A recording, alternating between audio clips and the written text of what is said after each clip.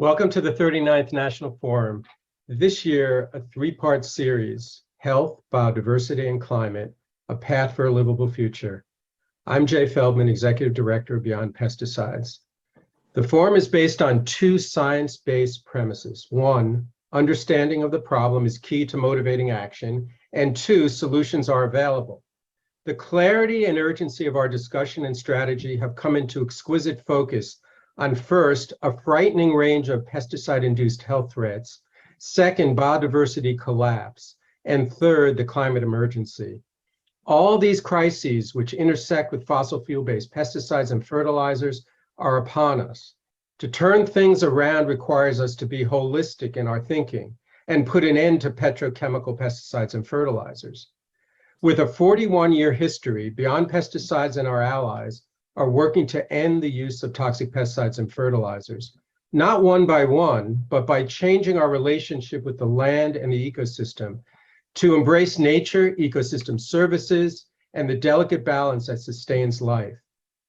Regulatory attempts to mitigate individual chemical risks have failed, so we're precautionary.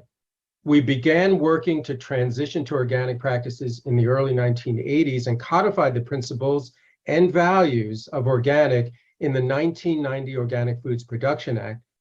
And now we are transitioning communities and land management to organic practices alongside a $60 billion organic food market, still a fraction of what is needed.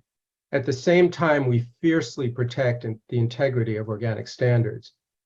This forum launches a 10-year strategic vision to end the use of toxic pesticides and fertilizers by transitioning parks, playing fields, schoolyards, backyards, open space, and rights of way to organic, and growing demand for organic food. With this strategy, we can feed the world, maintain our quality of life, enhance biodiversity, protect health, and create resiliency.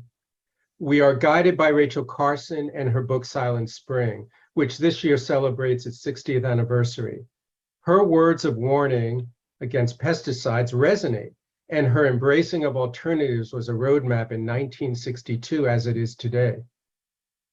The chemical industry and lobby continue to fight us, but at the same time, the business community is seeing the opportunities in organic transition.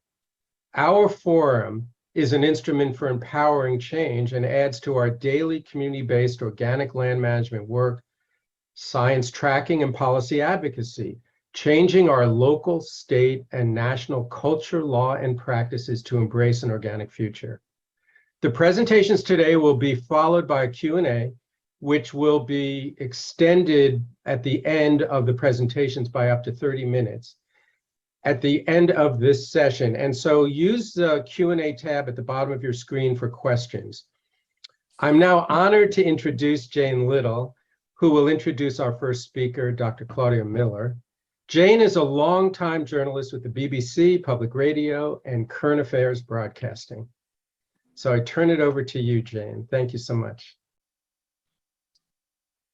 Thank you very much, Jay, for inviting me to be part of this event on a subject very close to my heart. Jay and I first connected in March, thanks to Claudia Miller, after I got hit hard by herbicides in my neighborhood in Charlottesville, Virginia. So I had been looking for advice on how to change the way my homeowners association managed the communal areas. Specifically, I wanted to get rid of a lawn care company that says its products are safe for kids and dogs. I beg to differ. I had walked my dog Ronan along a strip that I later discovered had been sprayed earlier with two concoctions, many different chemicals in it, and they included 2,4-D, which many know was a main ingredient in Agent Orange. And I was quickly hit by burning and numbness and headaches and dizziness, lots of neurological symptoms and more over the ensuing days. Sometimes I would have to sit down abruptly because I couldn't feel my legs, they were so weak. Now, most people would not connect such a weird array of ailments with unseen chemicals, but I recognized them as pesticide induced because I'd been having reactions to supposedly benign low-dose chemicals for 2 decades, since a trip I made home to the English Lake District in 2001. Then the outbreak of foot and mouth disease was threatening the animals and livelihoods of farmers, including my dad. The government mandated the use of dozens of different disinfectants, pesticides, to try to prevent spread of the disease. I was home for only a week and I had to dip my feet in a noxious brew at the gateway to my parents' farm every time I came and went. My new boots dropped to pieces within a week. My dad and I both had severe reactions. We developed multi-system problems and I went from one specialist to the next. Both of us were briefly hospitalized.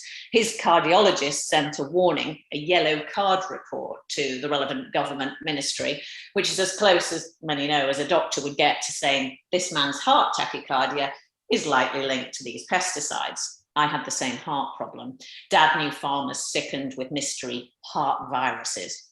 So meanwhile, I was on a quest to prove the government was using a sledgehammer to crack a nut and taking many of us out in the process. I focused my hopes on a well-known toxicologist.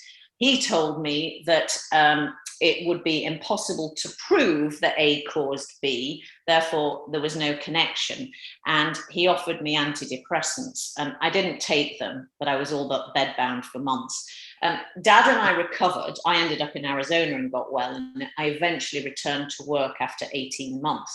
But both of us started to react to unrelated toxicants. Nail polish, bleach, paint, all sorts of things became hazardous. I could get sick after a brief whiff of something and be off work for days or longer. I could name many examples. But the last time I worked as a BBC correspondent was in Washington several years ago.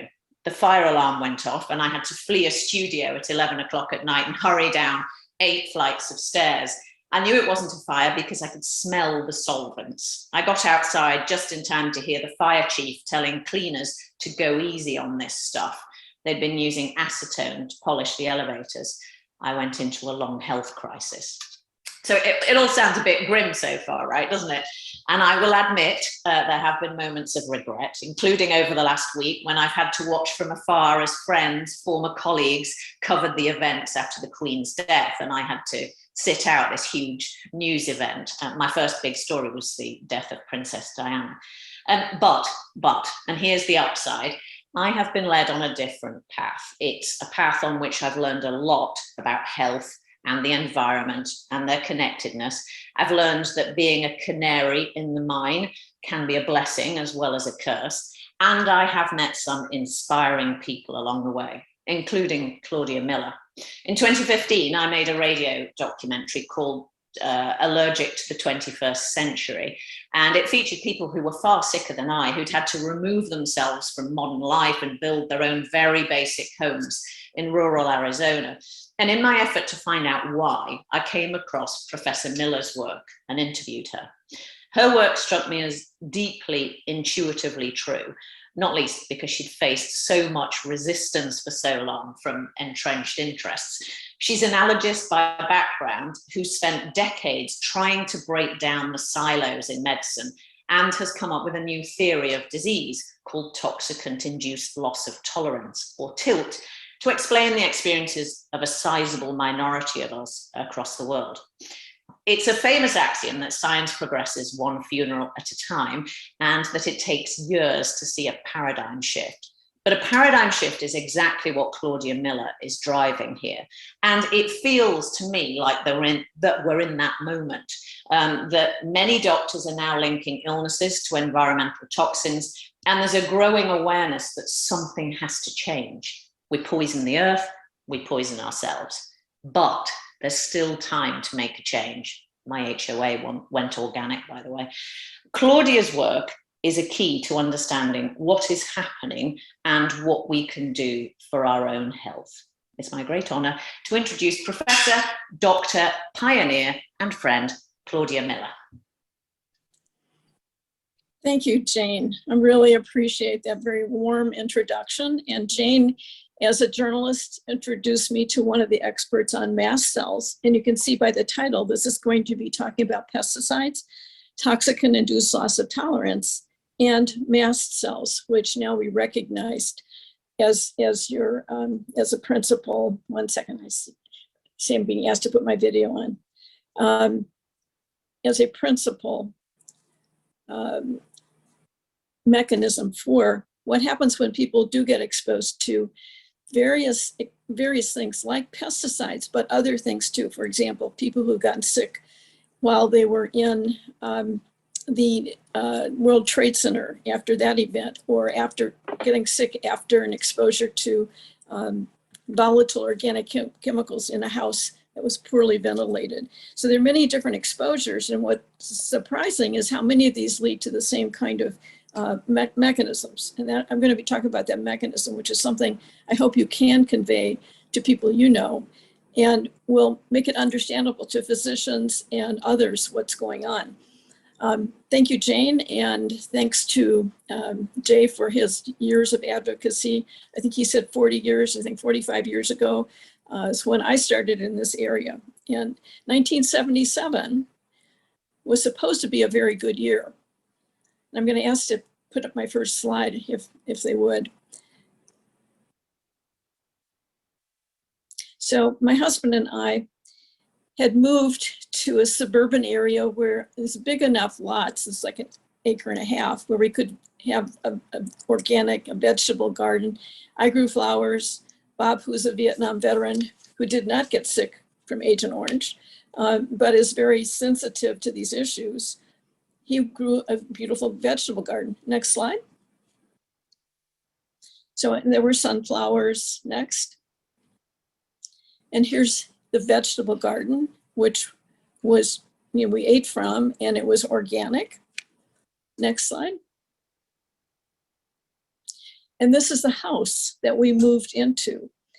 And it was an older house on nice acreage, but quite an old house. And what we did is we got married at that time. It was a wonderful year, 1977.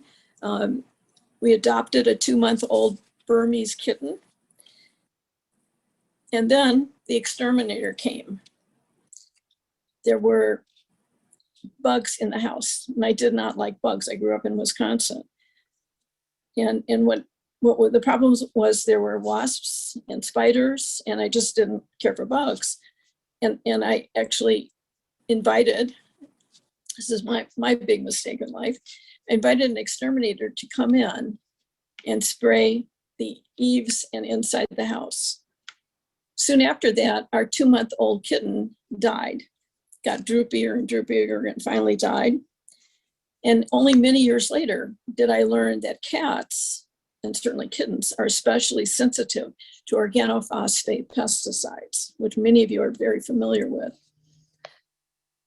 In 2000, the year 2000, again, this is decades later, Environmental Protection Agency banned the use of these particular pesticides, which had made me sick and killed our kitten, for any use indoors. But their use continues, as Jay Feldman knows and Jane Little knows too well, that these things are still being used, and that farmers and farm workers and their families are being exposed and are sick from pesticides. This experience drove me to medical school.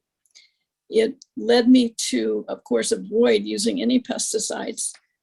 I became very sensitive to many different things, which I'll talk about in a moment. And this became the impetus for my research for the past 45 years.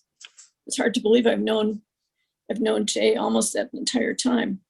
So I'd like to begin by asking you to ask yourselves 3 key questions, which we use now. These are research questions we use to survey and determine whether certain individuals may become or may have become more sensitive to everyday exposures, which are derived from fossil fuels. I'm going to emphasize fossil fuels. Next slide. So ask yourself right now, does this apply to you? Do you feel sick when you are exposed to tobacco smoke, certain fragrances, nail polish or remover, engine exhaust, gasoline, air fresheners, pesticides, paint thinner, fresh tar or asphalt, cleaning supplies, new carpet or furnishings. By sick, we mean you experience headaches, difficulty thinking, difficulty breathing, weakness, dizziness, upset stomach, or something like that. Yes or no. Number 2, next slide.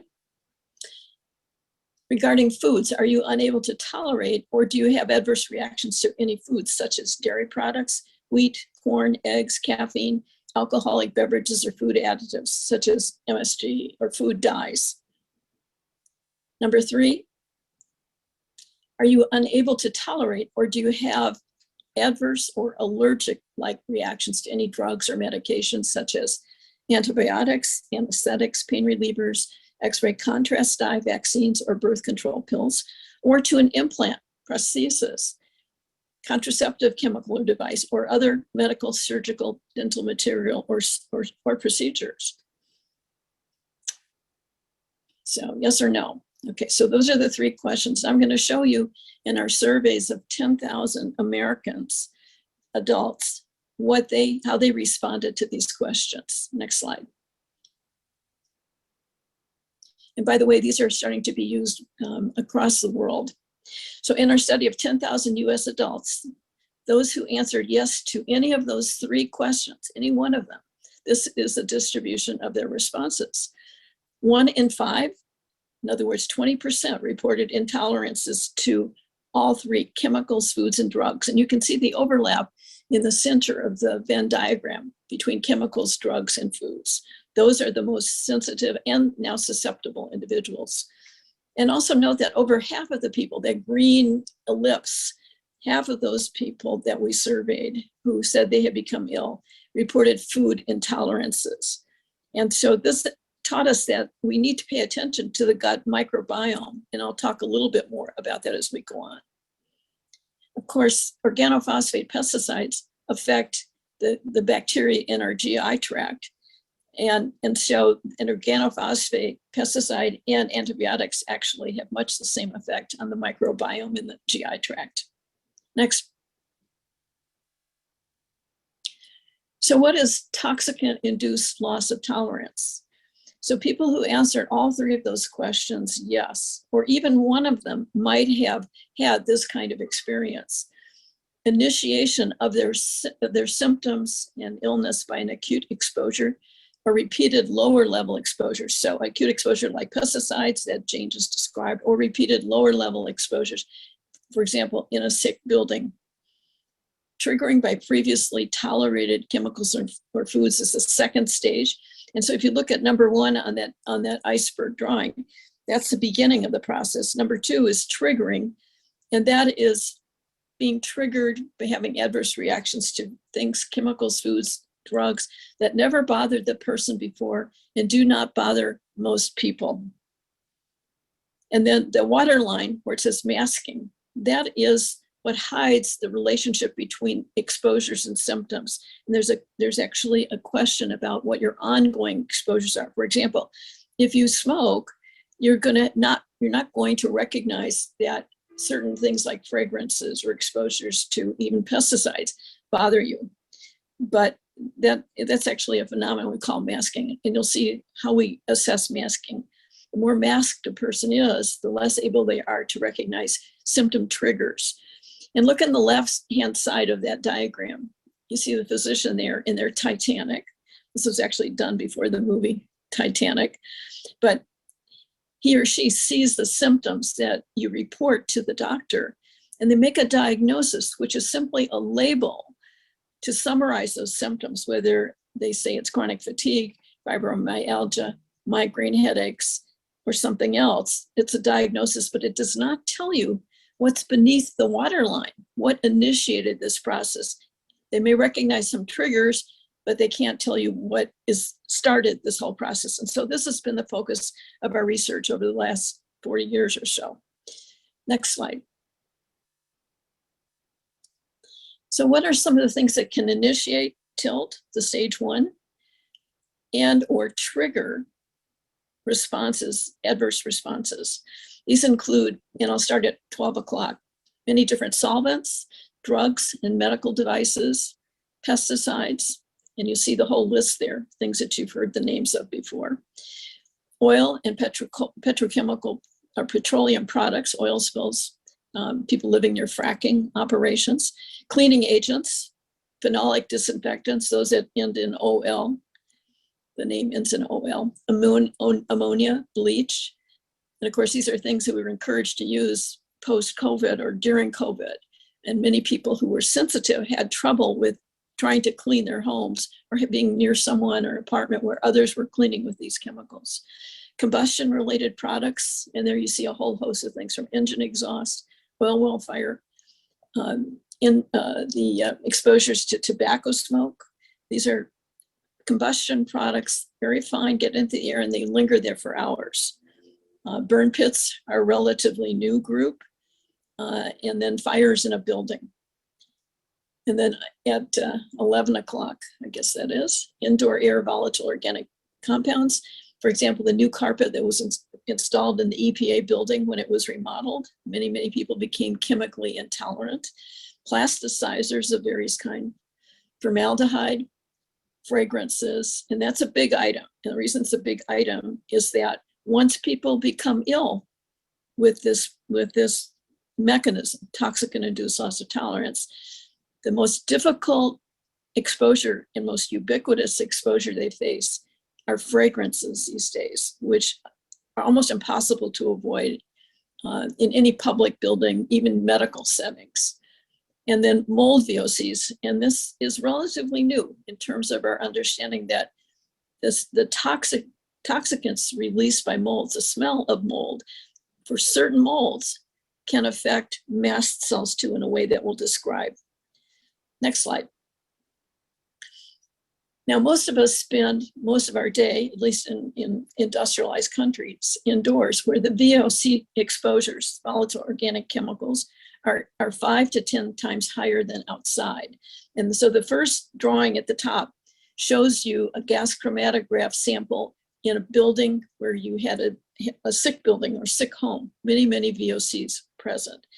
And that's not unusual. If you look outdoors, the same building at the same time, you see many fewer VOCs, and yet the attention that EPA and many other agencies have paid to communities has been mostly focused on outdoor exposures they can easily measure rather than indoors where we spend most of our day. Both are important, but you may be far away from a place that's releasing pesticides or from a plant that's releasing some kinds of chemicals into the air. And once people become sensitive from tilt, let's say the pesticide exposure, these kinds of indoor air exposures trigger their symptoms. So tilt involves sensitization of mast cells, a biomechanism has been overlooked by toxicologists and allergists. Why is that? Because these are such low-level exposures that can trigger people's responses. And this is a response that involves the immune system and sensitization of mast cells, much like an allergy, but this is not an allergy. It doesn't involve immunoglobulins like IgE. And so this whole idea of this biomechanism has been just missed entirely by physicians who are guided by writing in toxicology and in allergy immunology. So it's in terms of the toxicologists, they test chemicals by giving a dose to usually rats or mice, and then finding a dose where there's no observable adverse effect level. And once they find that, then they apply a safety factor. And then that becomes the standard for all federal agencies. This is the National Toxicology Program on Environmental of Scientific Board of Scientific Counselors, on which I served for about 4 years. And they do not recognize, they have not dealt with tilt. This is going to be new for them to be able to understand that tilt is something between toxicology and allergy. That people who may lack certain detoxification enzymes may be more prone to developing an intolerance for or getting sick from an organophosphate pesticide. However, the level that triggers their symptoms is far lower than what a toxicologist would recognize. And unfortunately, those standards built by toxicologists are what get into courtrooms and federal agencies. The allergists have overlooked this because this doesn't involve IgE or other immunoglobulins. And their specialty had not until recently, I hope this changes, involved looking at the mast cell itself, which is sensitizable. Next slide.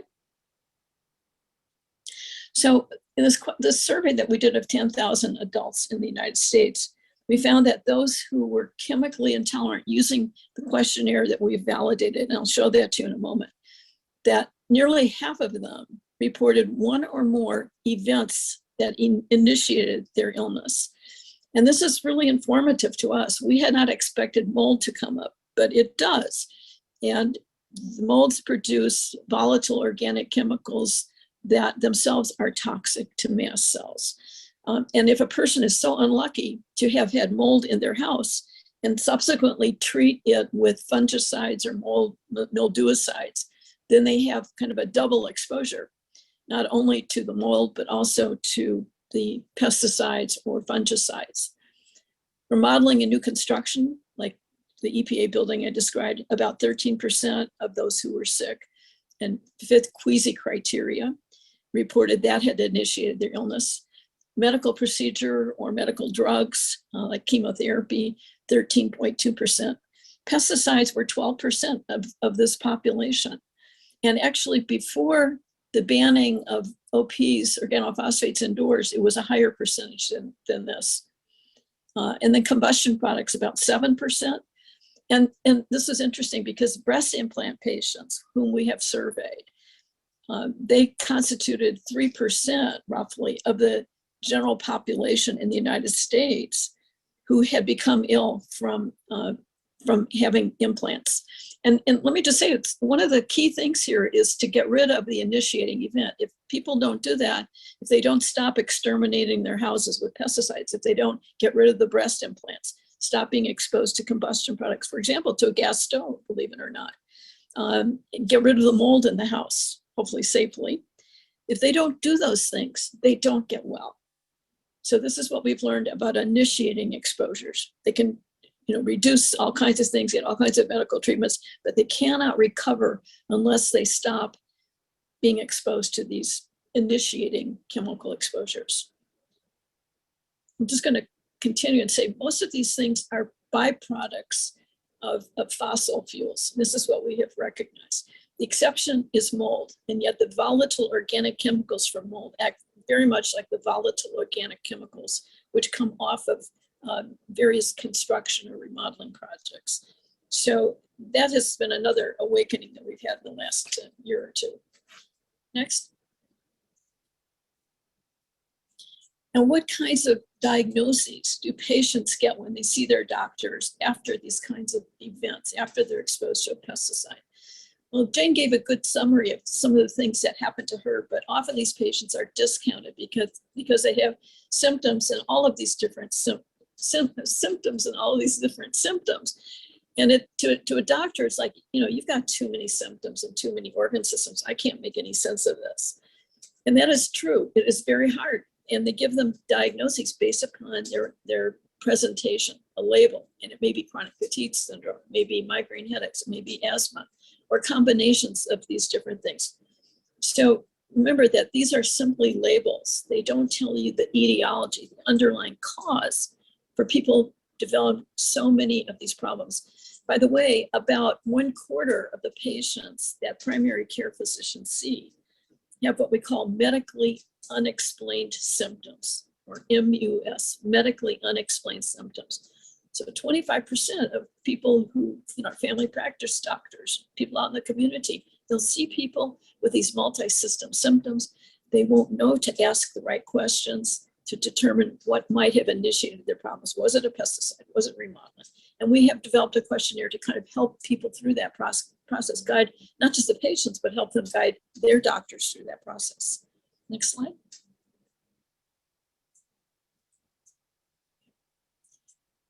So here's a paper that we produced, and this was actually the very beginning of my work in this area. And we were looking at people who became chemically sensitive after pesticide exposure and comparing it to people who became sick after remodeling of their home or a building. So next slide. And here's a graph from that paper. You can see that these individuals develop many different intolerances, which you'll hear more about, but it ranges from even things like, well, common exposures. Pesticides certainly are in there, fragrances. People recognize these exposures trigger their symptoms, even though their illness began after either a pesticide exposure or VOCs in remodeling of a building. It didn't seem to matter. They ended up with the same kinds of intolerances. Next slide. Likewise, this really surprises that both of those exposure groups, the pesticide and the remodeling group, reported the same food triggers, many foods that bothered them, and in nearly the same order. Now, all of these slides will be available to you as well as the papers are available. But just notice that things that people love to eat, like chocolate or drinking wine or beer, those things became a problem for these individuals, things that never bothered them before. I had Gulf War veterans I interviewed, and I did see about 60 of them for the VA, who said that, they'd enjoy drinking maybe a case of beer on a weekend or something. Well, now they cannot tolerate one beer.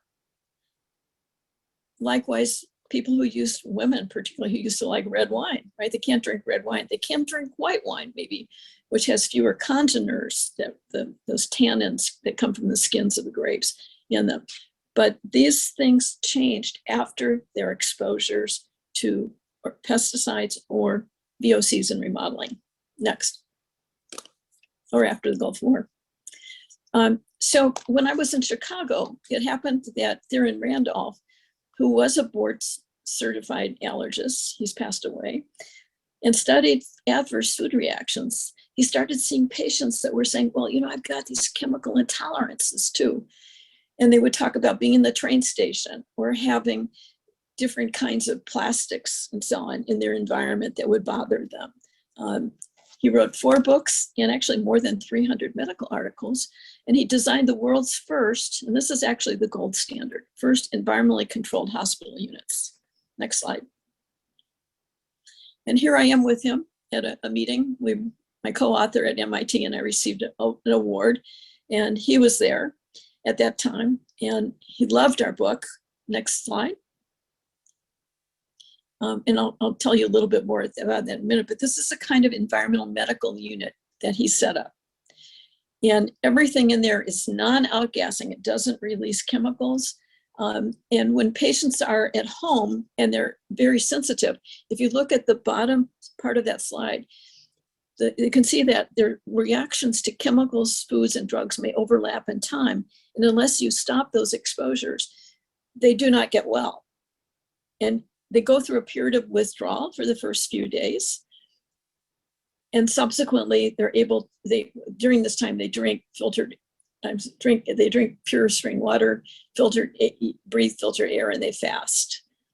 Once they're at a clean baseline, then they can be tested with organic, and I emphasize organic foods, 1 per meal. And literally, people can tell the difference when they would have an organic apple from their grandmother's orchard compared to eating a commercial apple that was waxed and pesticide many, many times. So that's an important test that people can do to determine whether they are bothered by foods that are not organic. Once they're on a tolerated diet, then the patients were challenged with everyday low-level chemical exposures. And that might be simple things like carbonless copy paper, which was a big thing back then. Next slide. This is our book, which I'm not going to talk about or advocate, just to let you know it's been very positively reviewed by many excellent journals and publications. And it's available to you online at no charge. And that's our website, which you'll have access to. And that's for patients, physicians, or anyone. Our publisher was very kind about letting us put it online. Next slide. By the way, there's a whole section on pesticides in there, as well as one on Gulf War veterans and people who become chemically intolerant from many different exposures. So this is a paper that actually it was the second paper after the organophosphate and remodeling paper that I wrote with Tom Prabhoda, who's a statistician. Statisticians are vital in this. And we controlled the symptoms and intolerances reported by people in those groups that you see, Gulf War veterans, implant recipients, and so on, and found that they all had very similar kinds of symptoms, intolerances, and that told us that we were dealing with a general disease mechanism, because these are very different initiating exposures. So something was going on that made these groups appear very similar and have multi-system symptoms and multiple intolerances for chemicals, foods, and drugs that never bothered them before. Next slide. And this is a questionnaire which you will have access to, that we developed, and is now the internationally validated reference standard for diagnosing chemical intolerance and toxicant-induced loss of tolerance. It's been translated and used by researchers in more than 16 countries, with more than 80 studies published in peer-reviewed journals, and it's free online, again, at our website. And you may use that yourselves or offer it to anyone you know. And I believe Jay sent this to you in kind of an advanced message, something that you could do and watch a video on how this works and how you can use it. Next slide. So this questionnaire was developed by asking questions of people who got sick after these different exposures and what things triggered them, like I just said. And you can see those on the left, common exposures. And we had people score the severity of their symptoms from 0 to 10, and there were 10 items on the scale. There's also some additional scales. Next.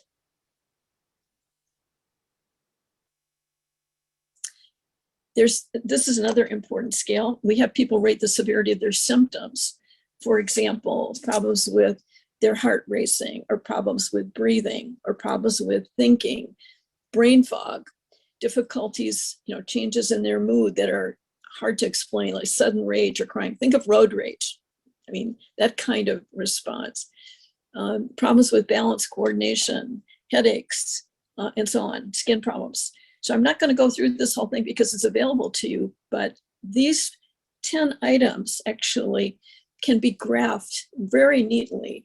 So you can show how people were prior to their exposure in terms of their symptoms and after their exposure. Next slide. So this is an example of someone who was exposed to mold, but it could be pesticides. And each one of those 10 items that I was referring to for symptoms is graphed on that, we call it a target diagram or a symptom star. And at 12 o'clock, there are symptoms related to the head, cognitive difficulties, affective or mood symptoms, neuromuscular, musculoskeletal, skin at 6 o'clock, genitourinary, GI, heart-related symptoms, and airway mucous membrane. So those 10 symptom items that are rated 0 to 10 on the Queasy can be graphed like this. This is going to help you a lot if you have someone who had an exposure of any kind, whether it's a pesticide or something else. They can graph their symptoms. The red line represents symptoms of one of the individuals that we've worked with. The green is how they say they were prior to their exposure to pesticides or to mold. So you can see the huge increase in the levels of their symptoms. The circle in the outer rim is 10 and 0 is in the center. So rating the severity of their symptoms on those 10 scales gives you a picture, a graph of how severely affected they were by their exposure.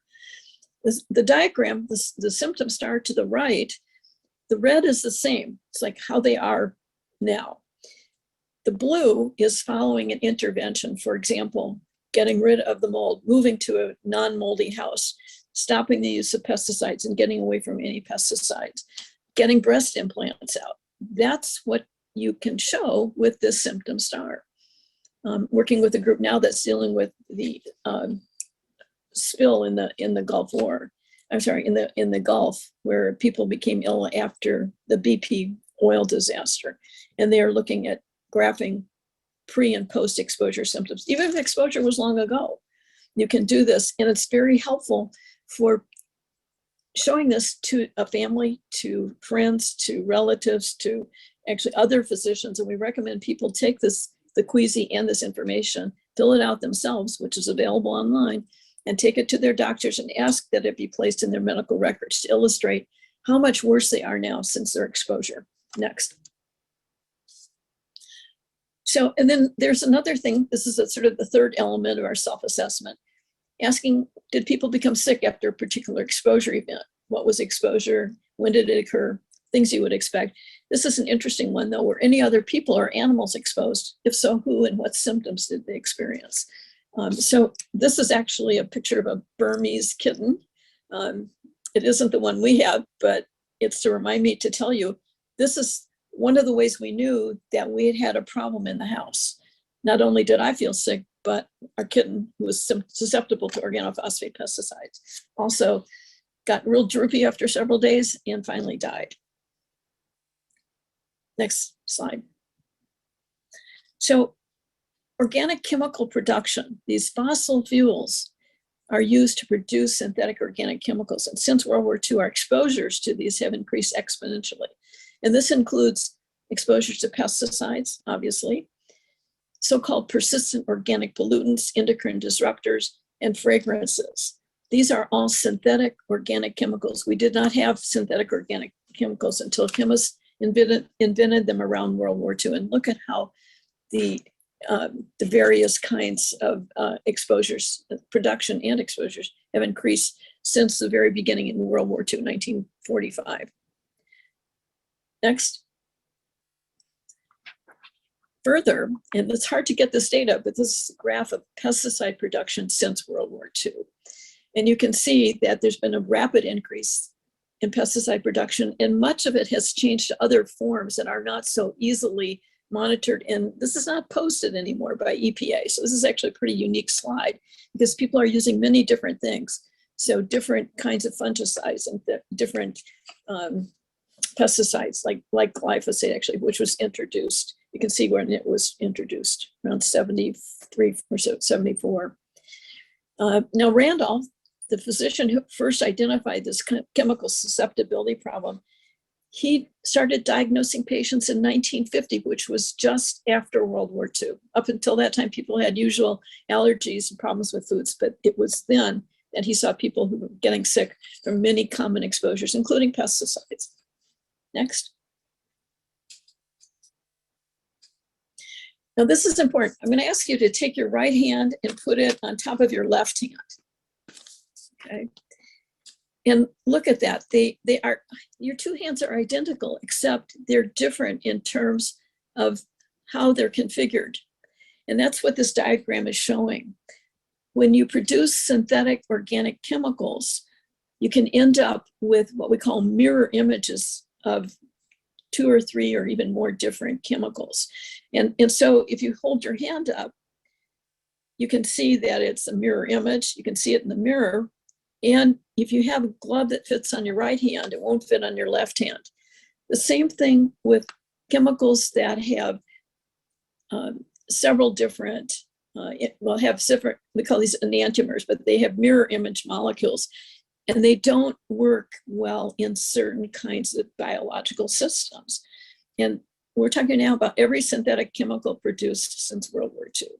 And examples include the thalidomide, which resulted in terrible birth defects in children decades ago. Some of you may remember that. Synthetic fragrances, these result in mirror image molecules. Natural fragrances do not do this. Pesticides, the same thing. There's some natural forms of pesticides that I know you all are familiar with.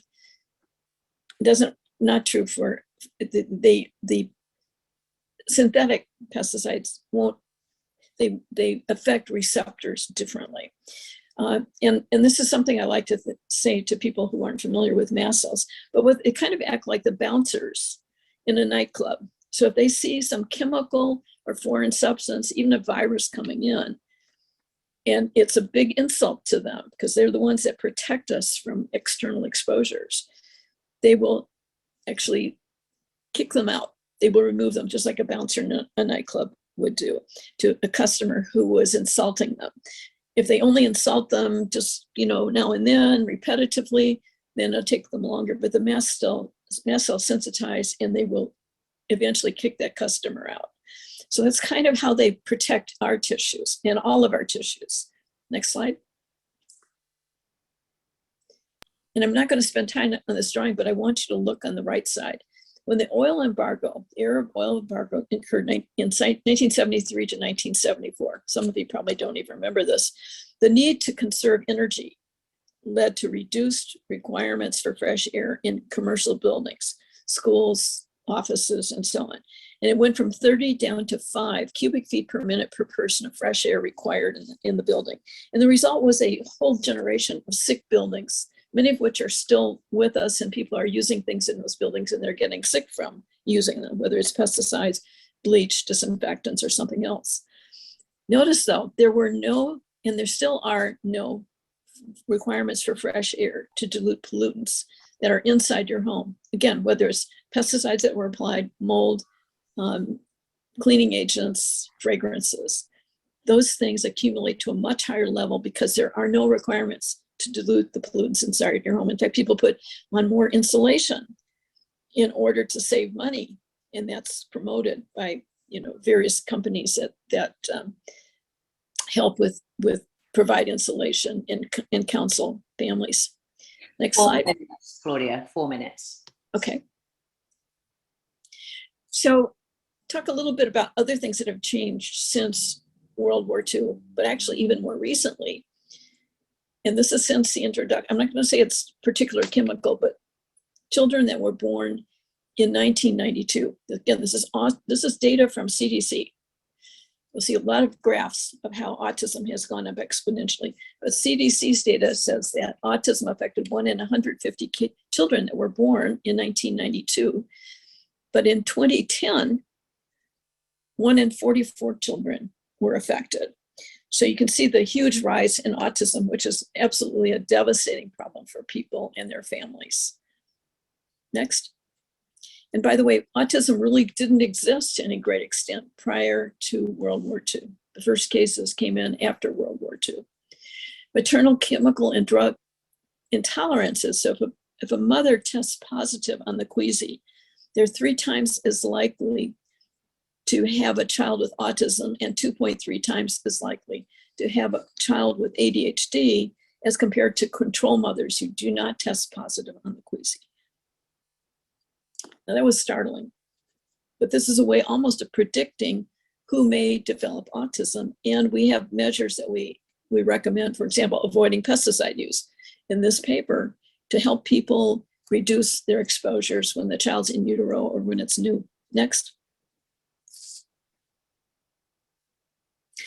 And this is a paper about mast cells and how they explain many of these cases that we're talking about. And this just came out in December of last year. And in that period of time, it's had, I think, more than 12,000 views by people.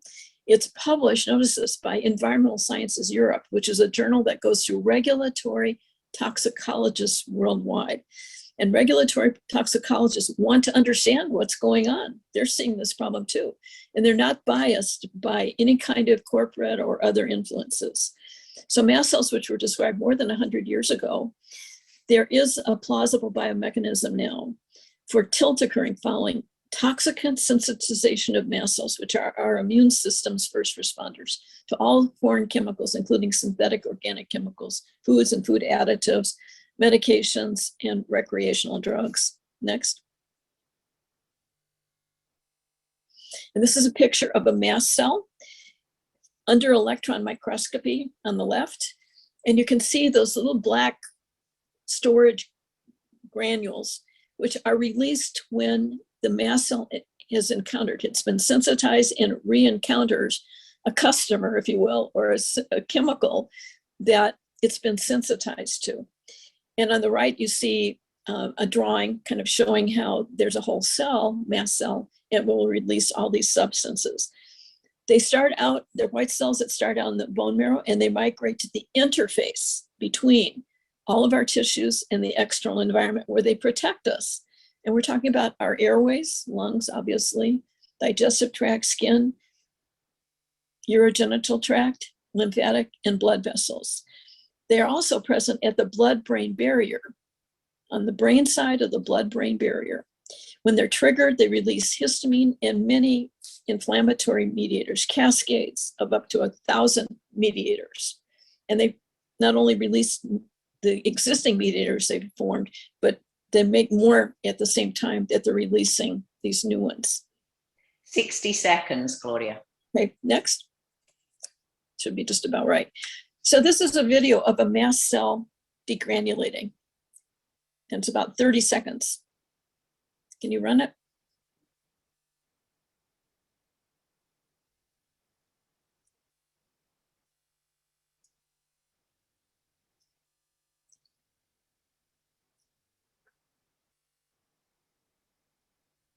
Great.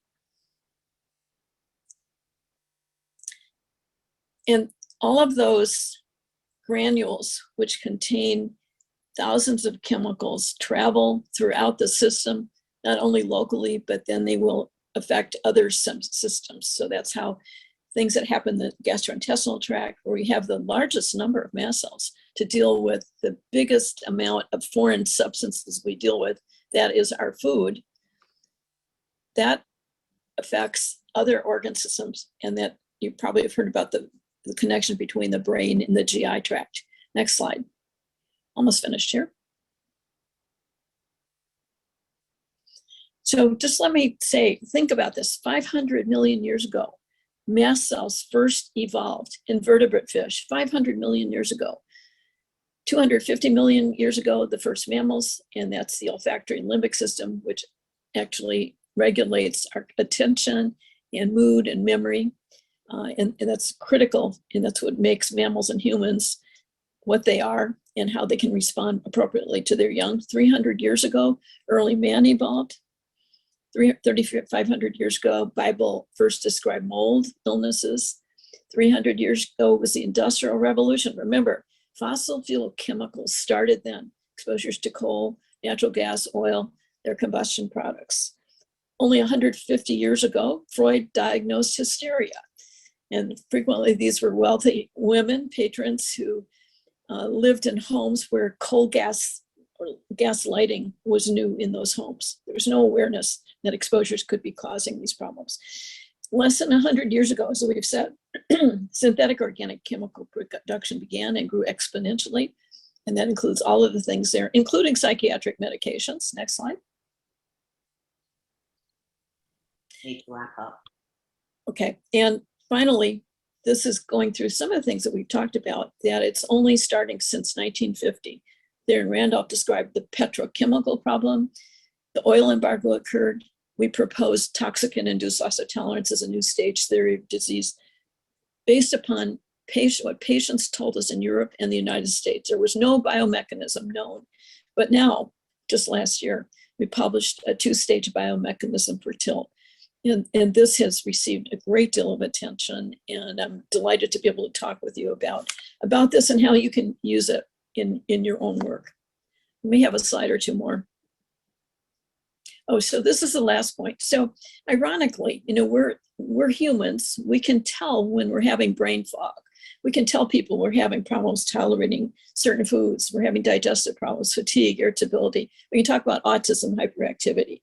These subjective, medically unexplained symptoms and conditions. But are we now serving as the role models, animal role models for other species on our planet, which cannot articulate these problems? And I think the answer is yes, given that, I know it's yes, no, given how long ago mast cells evolved. 500 million years ago is a long time. Thank you.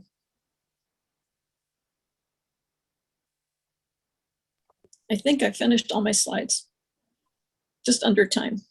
Yes, thank you so much, Claudia. I mean, wow. I think this sets a framework for how we should be discussing the exposures that are going on in a more holistic way, cell function, organ systems. And we're not doing this, right? As regulators, as legal, as policy and legal standards are not taking this approach. So our goal is to use this information with people that are making decisions on chemical use so that they can be more informed about the alternatives.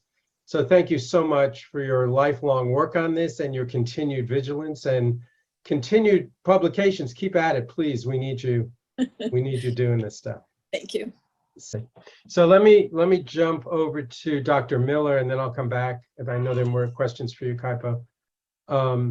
Dr. Miller, there's a question here regarding the sensitivity associated with chemical exposure and whether tilt is a contributor to long-haul COVID syndrome, or if you have any theories or any insight into that. We always say when we look at issues around health that we create vulnerabilities which increase the harm associated with ongoing exposure to other events. So do you have any thoughts on that relationship? I do. It's a great question. So these same parts of our cells, the mast cells, they're the guardians against all xenobiotics, all foreign things, which includes obviously chemicals, pesticides, but also intracellular organisms, which means all viruses like COVID, rickettsia, for example, Lyme disease, the one that causes Lyme disease.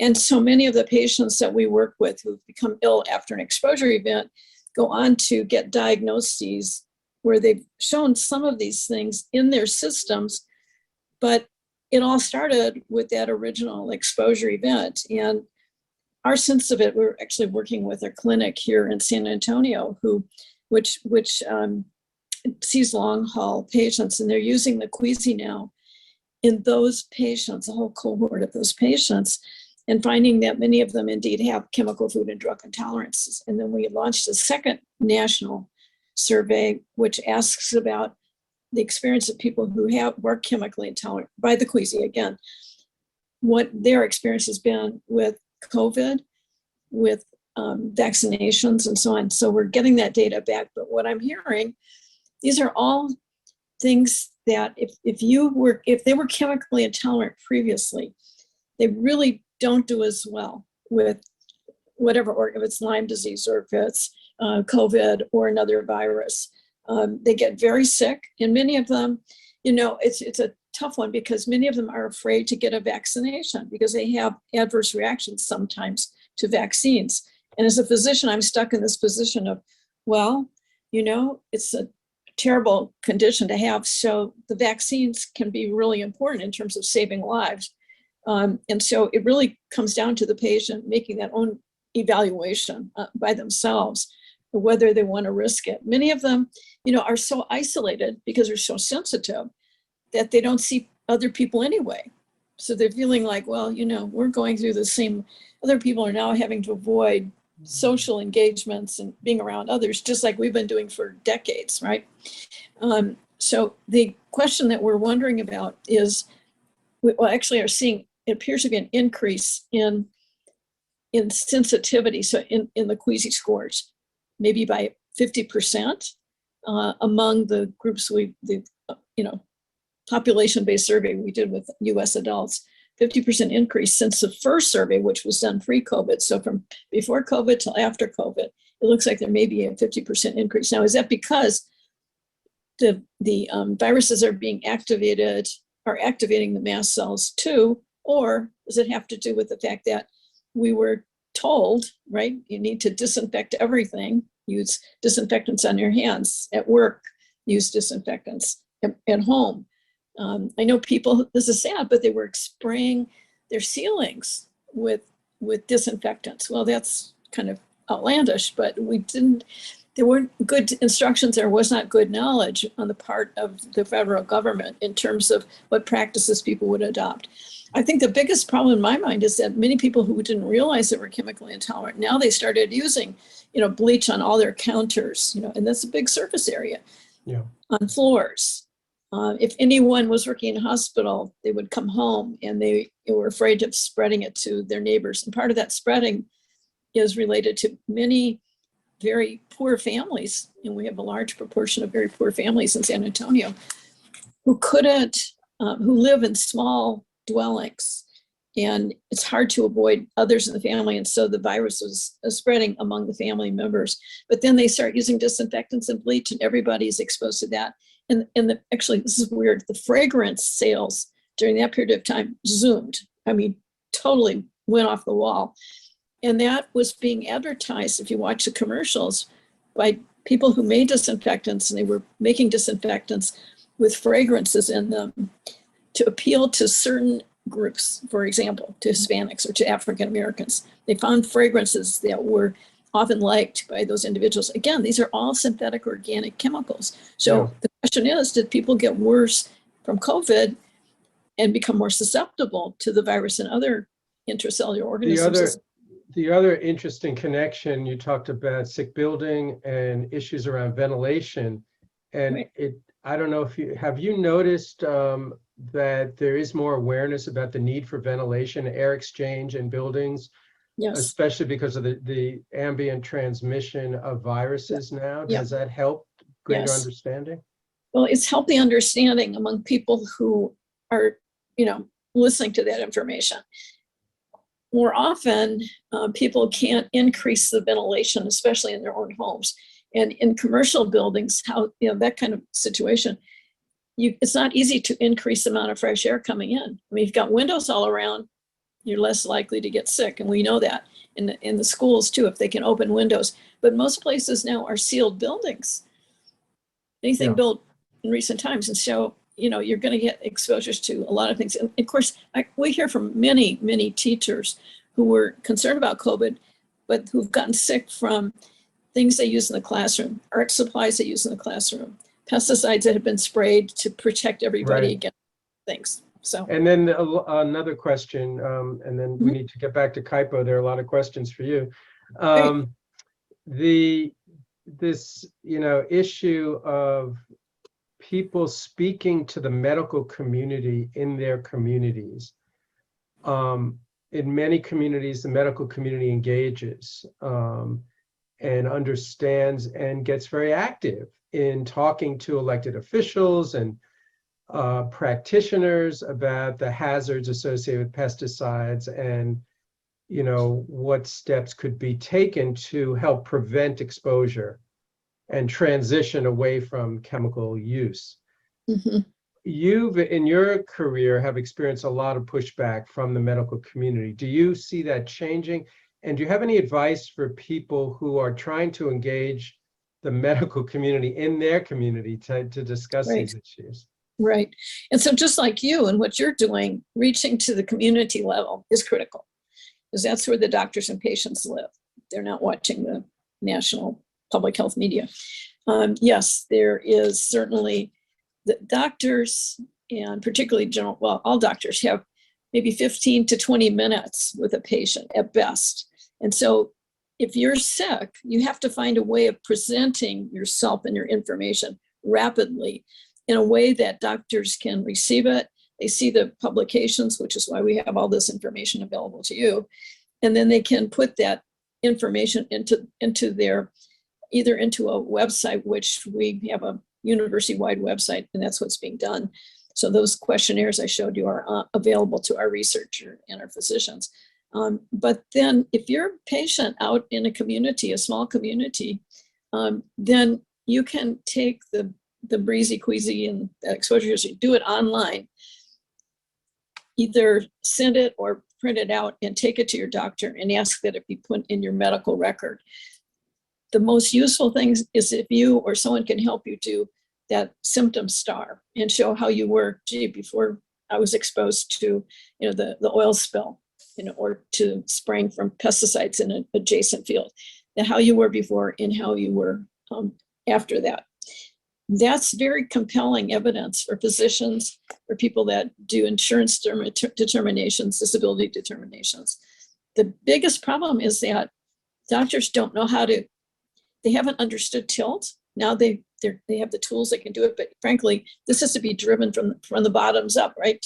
From people who are affected, going to their doctors, taking the information, saving the time, but you can have a discussion and then it goes in your medical record. And we would like EPA and other places, NIH, that look at things like the Gulf oil spill.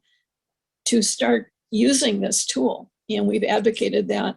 I think, that will happen. And if it's in the medical records for patients who are throughout a small community, that will inform them. But the real answer here is, we've got to get to the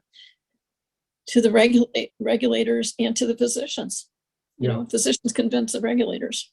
Yeah, I think having this tool and bringing personal stories and encouraging medical practitioners to become advocates in that way, to say, look, I have patients who are exposed to these chemicals and I support transitioning away from their use in our parks and our schools or wherever. Mm-hmm.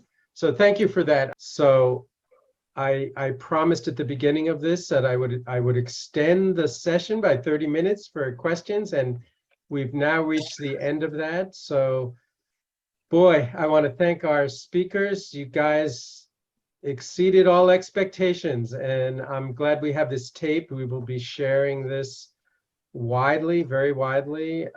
If there are any follow-up documentations that you think should be made available. It looks like you got an offer to write a children's book, Kaipo, on the questions there. So, we expect there to be great things following up on this, and we certainly will continue these conversations and believe this is a springboard for incredible, important work. You're both doing incredible work. Our job as a national and international organization is to leverage this work so that more people are hearing this, more people are using this information, and we can meet these existential threats that we are all experiencing and reading about on a daily basis. So, peace. We appreciate everything you're doing, and we will be in touch with everybody soon. Thank you so much. Thank you very much. Bye. Bye-bye.